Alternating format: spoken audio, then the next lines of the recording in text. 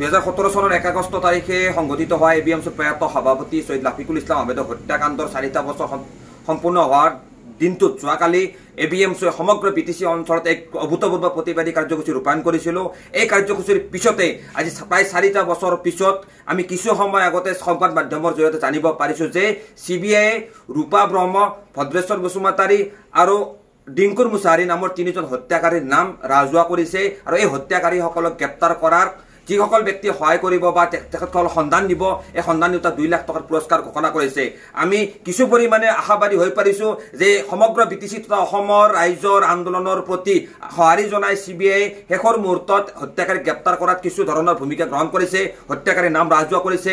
শীঘ্ৰে দাবী জনাইছো যে এই হত্যাকাৰীসকলক গ্ৰেপ্তাৰ কৰক আৰু হত্যাকাণ্ডৰ সম্পূৰ্ণ ৰহস্য কি আছিল সেই কথা প্ৰকাশ কৰক। আজি 4টা বছৰ পিছত হত্যাকাৰীৰ নাম পোহৰলৈ আহিছে। আমি আশাবাদী শীঘ্ৰে সমগ্ৰ হত্যাকাণ্ডটোৰ সকলো তথ্য ৰাজহুৱা হ'ব, ৰাইজে গম পাব যে ABMCৰ প্ৰয়াত সভাপতি সৈয়দ লাফিকুল ইছলাম আহমেদক কি কাৰণত কি ষড়যন্ত্ৰত হত্যা কৰা হৈছিল আৰু এই হত্যাকাণ্ডৰ লগত কোন ৰৌ বৰালী জড়িত হৈ আছিল, কোন ৰাজনৈতিক নেতা তাৰ পালি নেতা জড়িত হৈছিল, সকলোখিনি তথ্য শীঘ্ৰে ৰাজহুৱা কৰিবলৈ আমি ABMCৰ দাবী উত্থাপন কৰিছোঁ।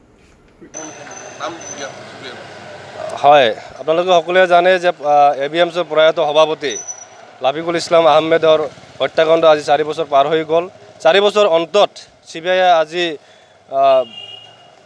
দোষী ব্যক্তিসকলক চিনাক্ত কৰি লাফিকুল ইছলাম আহমেদৰ হত্যাকাৰীক চিনাক্ত কৰি ৰাজহুৱা কৰিছে।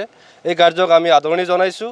অকল এয়াই নহয়, আমি এই হত্যাকাণ্ডৰ আঁৰত প্ৰথমৰ পৰাই যে ৰাজনৈতিক ষড়যন্ত্ৰ জড়িত হৈ আছে বুলি আমি দাবী উত্থাপন কৰি আহিছিলোঁ, আমি অভিযোগ উত্থাপন কৰি আহিছিলোঁ। গতিকে মাননীয় মুখ্যমন্ত্ৰী ডক্টৰ হিমন্ত বিশ্ব শৰ্মা ডাঙৰীয়াই নিৰ্বাচনী প্ৰতিশ্ৰুতিত একেটা বাৰম্বাৰ কৈছিল যে আমি ক্ষমতালৈ আহিলে আমি লাফিকুল ইছলাম আহমেদৰ হত্যাকাৰীক গ্ৰেপ্তাৰ কৰি আমি ফাঁচি দিয়াৰ ব্যৱস্থা কৰিম।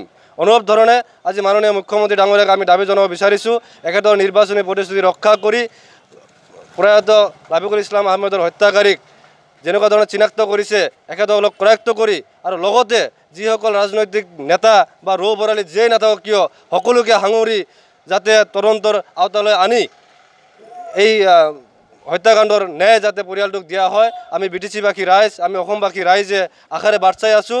আৰু মাননীয় মুখ্যমন্ত্ৰীৰ প্ৰতি আমাৰ এতিয়াও আস্থা আছে আৰু খুব কম সময়ৰ ভিতৰত যাতে ৰৌ বৰালী যিয়েই নাথাকক সকলোকে চিনাক্ত কৰি যাতে ফাঁসিৰ ব্যৱস্থা কৰা হয়, তাৰ বাবে আমি ধৰ্মীয় সংখ্যালঘু পৰিষদে দাবী জনাইছোঁ। আচ্ছা, এইটো লাফিকুল তেখেতৰ ভাতৃয়ে কৈছে, ফেচবুক পোষ্টত কৈছে যে এই যিটো হত্যাকাণ্ড আছে BPF জড়িত বুলি তেখেতে ফেচবুক পোষ্টত কৈছে, ৰাজনৈতিক ষড়যন্ত্ৰ বুলি কৈছে। কি ক'ব? BPF জড়িত এটা প্ৰসংগ আহিছে। চাওক, লাফিকুল ইছলামৰ ভাতৃয়ে কি কৈছে এইটো মই ক'ব নাযাওঁ। মেইন কথাটো হৈছে যে এতিয়া যিহেতু বস্তুটো CBIৰ ইনকুৱাৰী চলি আছে, প্ৰাথমিক পৰ্যায়ত প্ৰিলিমিনাৰী 3জনকৈ হত্যাকাৰীক ৰাজহুৱা কৰিলে আৰু ৰৌ বৰালী কোন আছে যেতিয়াও এতিয়ালৈকে ইনভেষ্টিগেশ্যন শেষ হোৱা নাই। Investigation is ongoing, so' we demand to CBI please continue the investigation and find out the main কালপ্ৰিটছ।